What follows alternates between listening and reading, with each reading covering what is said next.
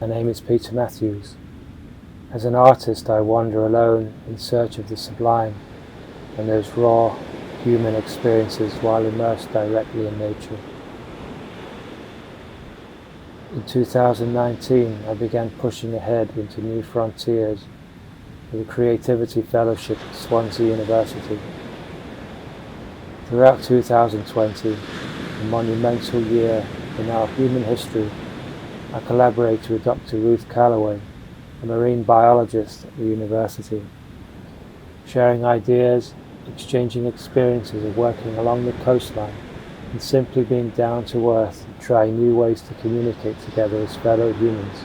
A wide and eclectic body of new artworks have been produced out there in Swansea Bay and along the coast.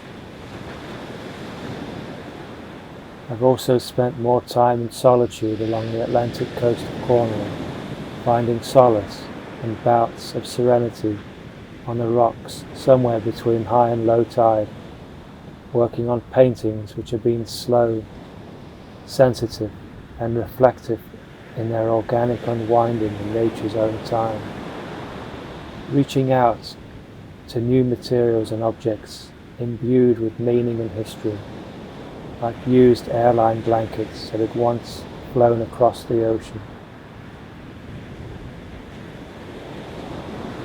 The physical presence in the landscape has gone deeper, and in the epic absence of many things, my sensitivities to place, material, sound, colour, objects and time has become ever more visceral and poetic in how I make sense of them in the context of where we have been and where we are going.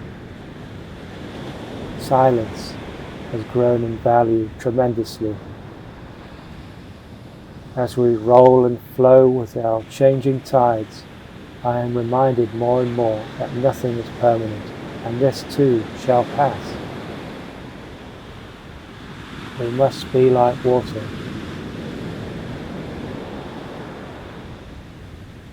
We must be like water. Changing tides, both literally and figuratively speaking, have unearthed new and renewed ways to see who we are, where we have come from, and how we may shape tomorrow's world. I've embraced positive energy, which is omnipresent in nature, always.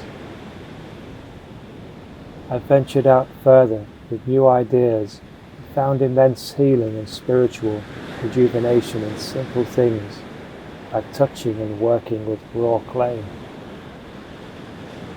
These new paths and experiences, most of the time, don't have clear directions or destinations in view, but I'd rather trust in them, follow my instincts, and leap ahead than have both eyes on the rearview mirror. Life is forwards moving. We become what we think, and the earth vibrates with our thoughts. Walk gently. The sun will rise again tomorrow. In the absence of being able to travel to those faraway places where I find the paintings, the experiences and the ways they shape me then, today reverberate and echo more. Painting away in solitude through the depths and vicissitudes of our global pandemic, and walking around the gallery when open to the public, the new works found a life force and potency in exploring and working with found objects, together with intense episodes in reworking paintings that had last seen the light of day on Indian Beach on the Pacific coast of Oregon in the early summer of 2019. My vision for the exhibition, Grounded, always remained like a beacon throughout last year, simply to be an honest collection of things and experiences that each had their own voice, and that voice found a way, ambiguously and mystically at times, to visually communicate something along the lines of life itself, and its fragility, its ephemerality, its transience, its movement, and its connection to life around it.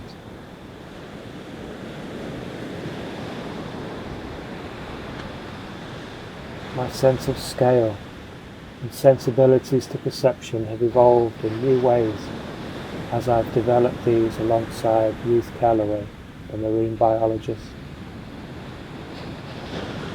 I marvel in my imagination where the life of these new artworks will go. I think for an artist that revealing the mystery of things and life is paramount. What has been lost can be found again. Nothing is truly gone. They just exist over the horizon, out beyond, past our perceptions in the here and now, today.